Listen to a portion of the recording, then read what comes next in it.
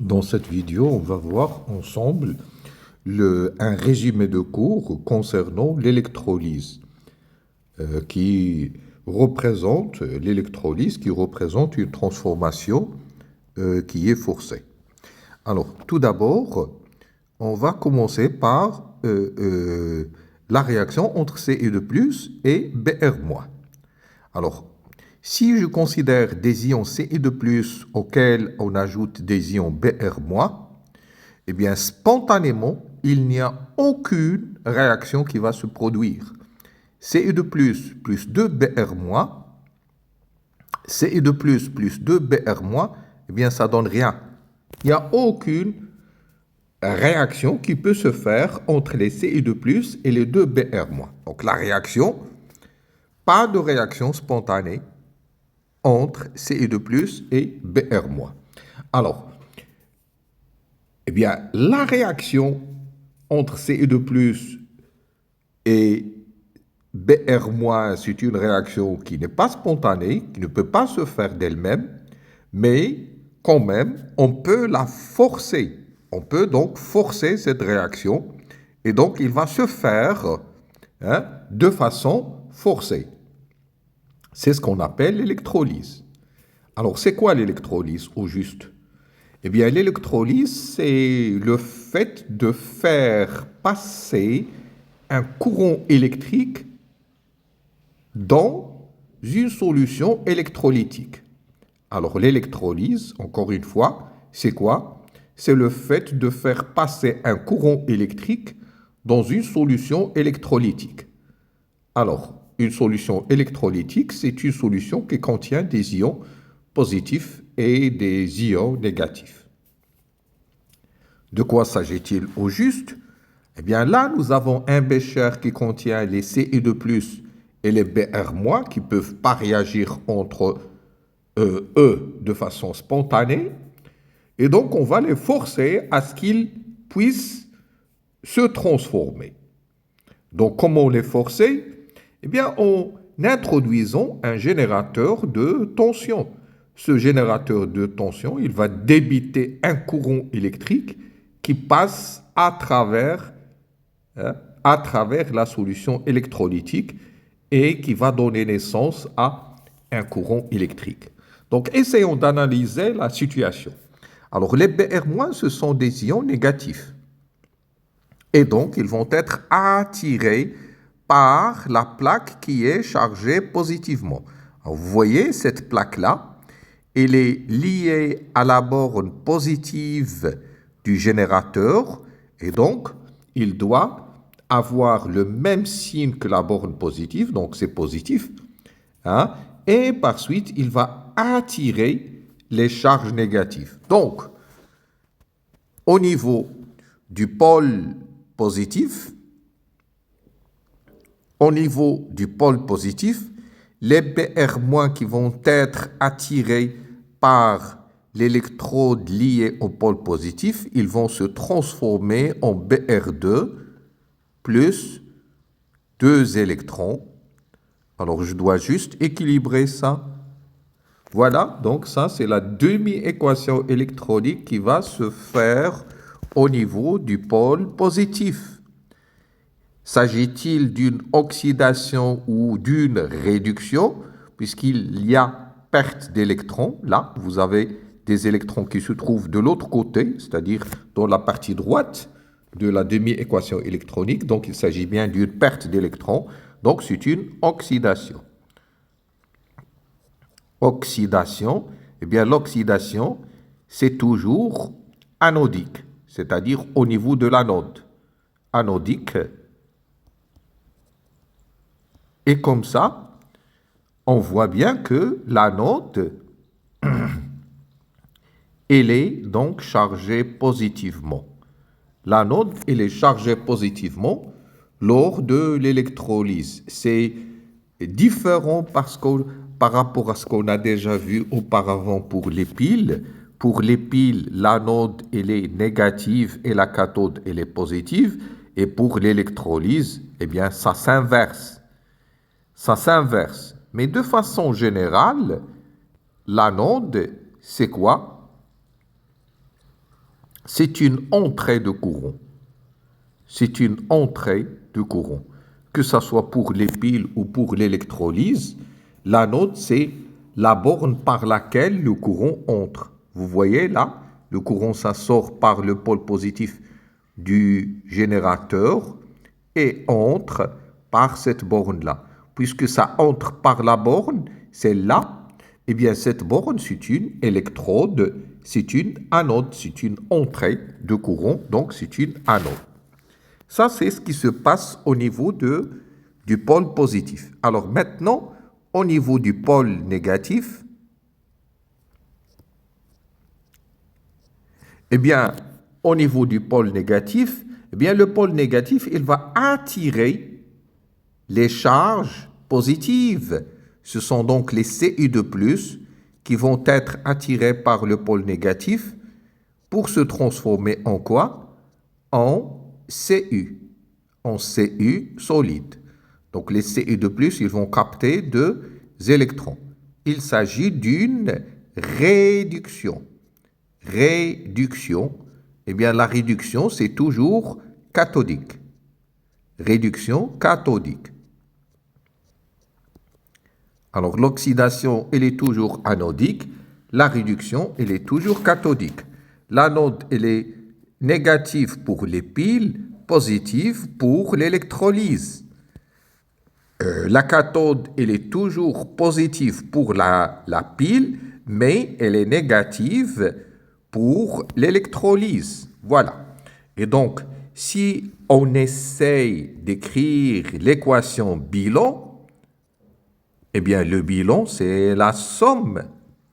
La somme de ces deux demi-équations, ça nous donne Cu2 plus 2Br- qui donne Cu plus Br2.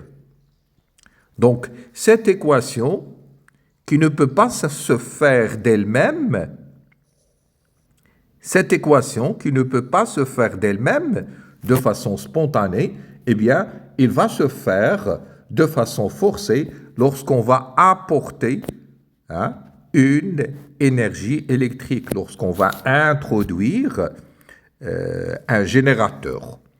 Alors, comme remarque, il est intéressant de voir que ces deux schémas-là, ce sont deux schémas qui sont équivalents. Alors là, on a utilisé ce qu'on appelle un tube en U, un tube en U,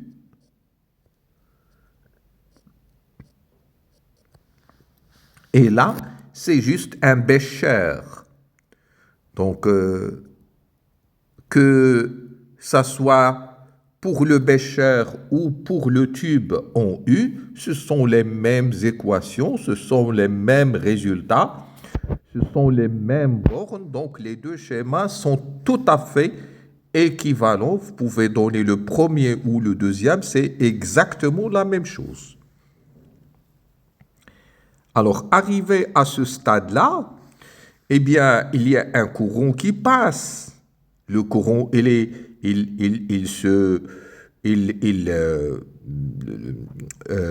plutôt le courant, il circule dans le sens opposé au sens de circulation des électrons. Alors, comment peut-on exprimer ce courant-là?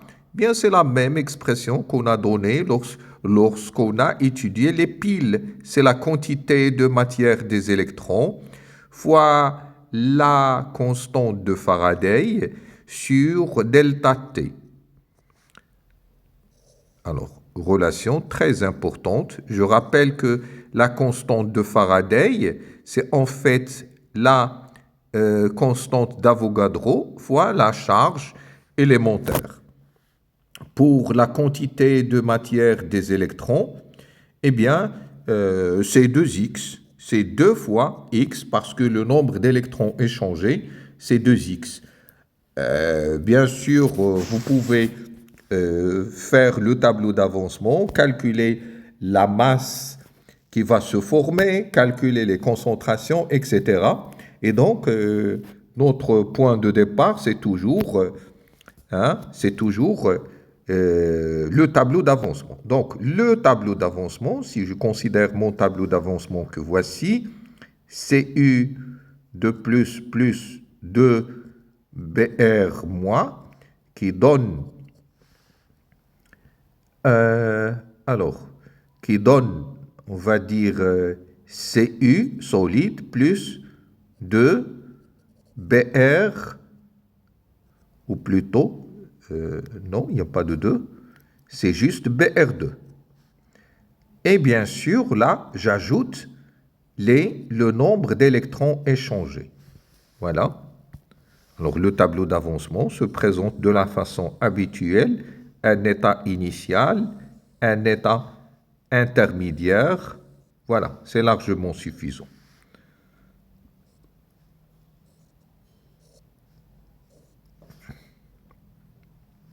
Voilà. Donc, pour les quantités de matière, je dirais que CU de plus, elle a une quantité de matière que j'appelle CA fois V1. Et pour les BR-, c'est C2 fois toujours le même volume. Donc, puisque c'est le même volume, pas la peine d'utiliser des indices. Alors là, on aura 0 initialement, et là, 0 initialement partout. Donc là, c'est CA V moins X, et là, c'est C2 V moins 2X. 0, alors X, et là, c'est X, et là, c'est 2X. Voilà, donc on voit bien que la quantité de matière des électrons, toujours d'après le tableau d'avancement, la quantité de matière des électrons, c'est 2x. Alors, si on se demande quelle est la variation, ou plutôt quelle est la masse du cuivre formé, eh bien, on peut dire que la masse du cuivre formé, c'est la quantité de matière du cuivre formée à un instant donné fois la masse molaire. La masse molaire de Cu. Et la quantité de matière du cuivre formée d'après le tableau, c'est X fois la masse molaire de Cu. Alors pour X, je peux la trouver à partir de l'expression du courant électrique. Le courant électrique est égal à N électrons fois F sur delta T est égal donc à 2X fois F sur delta T, et donc X est égal à I fois delta T sur 2F. Alors, une fois vous avez l'expression de X, vous l'injectez pour calculer la variation de la masse. Pareil pour le calcul des concentrations. Par exemple, si on veut calculer la concentration de Cu2+, eh bien, d'après le tableau d'avancement, c'est la quantité de matière de Cu2+, qui est C1V moins X sur V, c'est-à-dire C1 moins X sur V. Et d'après la relation précédente, c'est là. Vous pouvez donc calculer X, la remplacer ici, et comme ça, vous aurez la concentration à un instant donné. Voilà, c'est tout pour cette vidéo. C'est exactement la même démarche, le même raisonnement que ce qu'on a fait, ce qu'on a vu pour les piles. Celui qui a bien compris ce qui se passe pour les piles n'aura aucune difficulté, n'aura pas de mal à comprendre l'électrolyse. Voilà, on arrête là, on continue une prochaine fois.